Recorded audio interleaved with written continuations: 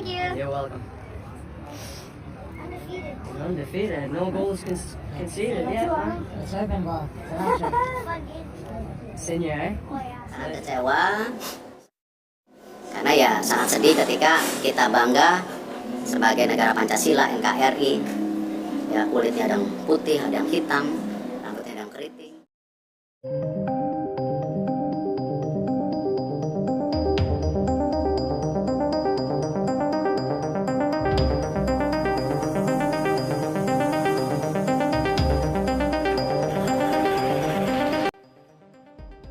Sebut Indonesia memang gila, seorang komentator terdiam bukan karena gol spektakuler, bukan karena taktik brilian, tapi karena gaji yang fantastis. Indonesia memberi segitu besar untuk seorang pelatih. Kalimat itu keluar dari mulut komentator Eropa dengan nada kaget, heran, bahkan nyaris tidak percaya. Namun sebelum kita lanjut ke berita terlengkapnya, alangkah baiknya bagi kalian untuk menekan tombol like terlebih dahulu. Dan yang belum subscribe, tolong subscribe channel ini dulu, karena satu like dan satu subscribe dari kalian itu ternyata bisa menambah pundi-pundi pahala untuk kalian.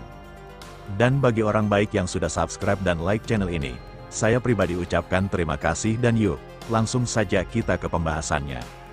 Negara Asia Tenggara bukan raksasa Eropa, bukan Timur Tengah, tapi Indonesia. Hari ini sepak bola Eropa ramai membicarakan satu hal.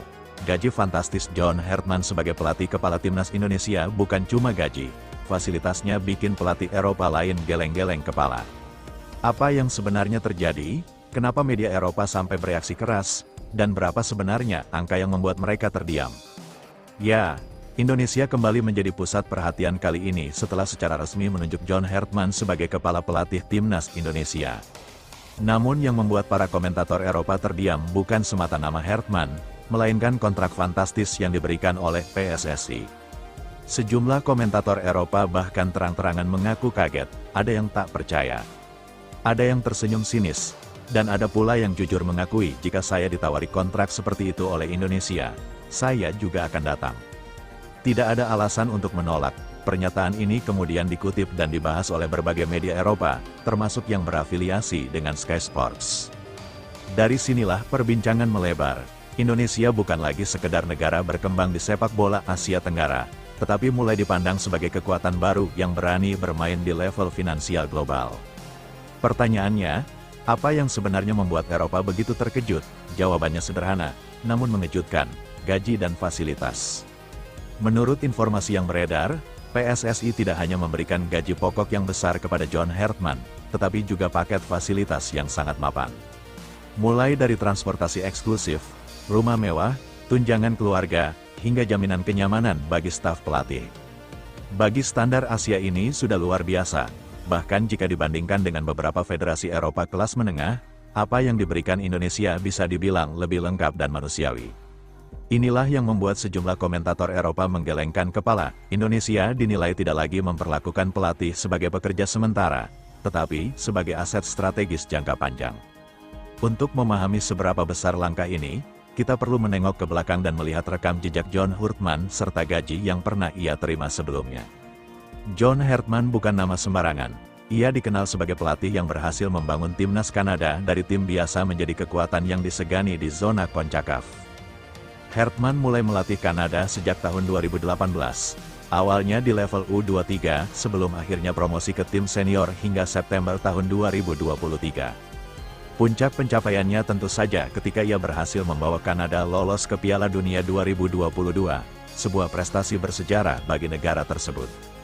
Namun kesuksesan itu tentu tidak datang murah. Jurnalis Kanada Joe Cullen pada tanggal 14 Mei tahun 2024 pernah menuliskan bahwa gaji John Hartman saat melatih timnas Kanada berkisar 700.000 Canadian dollar per tahun, atau jika dikonversi setara dengan 8,4 miliar rupiah per tahun. Bahkan Cullen menyebut bahwa gaji tersebut sebenarnya hanya sebagian dari angka yang dipertimbangkan Kanada saat mencari pelatih baru setelah Hartman pergi. Namun laporan lain memberikan gambaran berbeda. Media Surprise Sports dalam laporannya pada tanggal 12 Juni tahun 2025 menyebut bahwa gaji John Hartman saat melatih timnas Kanada berada di angka 465.000 per tahun atau sekitar 7 miliar per tahun. Dan angka tersebut sudah termasuk bonus berbasis kinerja, seperti keberhasilan meloloskan ke Piala Dunia 2022.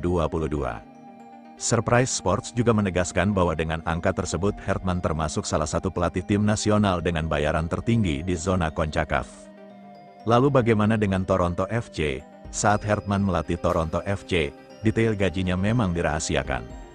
Namun Surprise Sports menjelaskan bahwa pelatih kepala klub MLS umumnya menerima bayaran di kisaran 6 digit dolar yang berarti tetap berada di level miliaran rupiah per tahun.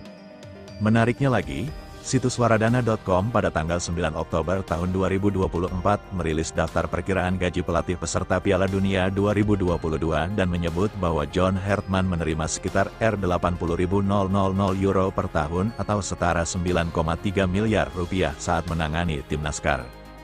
Dari sini satu kesimpulan bisa ditarik dengan jelas, jika Indonesia ingin menarik John Hertman, maka tawaran PSSI harus berada di atas atau setidaknya sepadan dengan angka-angka tersebut dan tampaknya Indonesia melakukannya. Inilah yang membuat media Eropa ramai. Beberapa analis menyebut langkah PSSI ini sebagai statement of intent. Pernyataan niat bahwa Indonesia benar-benar serius membangun sepak bola bukan sekedar wacana. Bahkan ada komentar pedas yang mengatakan bahwa beberapa federasi Eropa kecil mungkin tidak sanggup memberikan paket kenyamanan seperti yang ditawarkan Indonesia.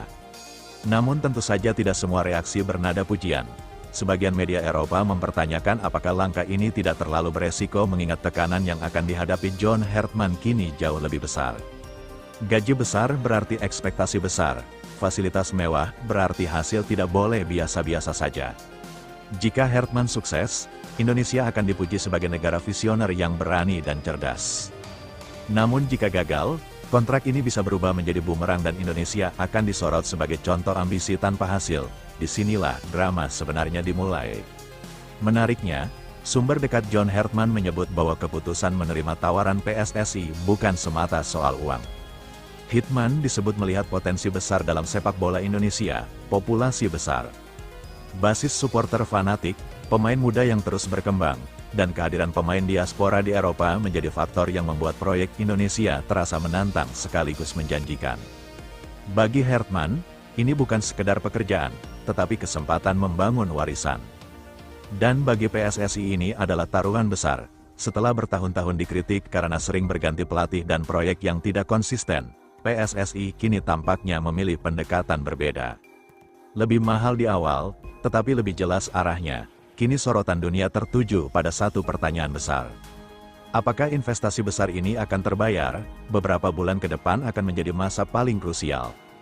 Hasil awal, gaya bermain, disiplin tim, hingga hubungan HTKMN dengan pemain akan terus dipantau bukan hanya oleh publik Indonesia, tetapi juga oleh media Eropa yang sejak awal sudah memasang ekspektasi tinggi.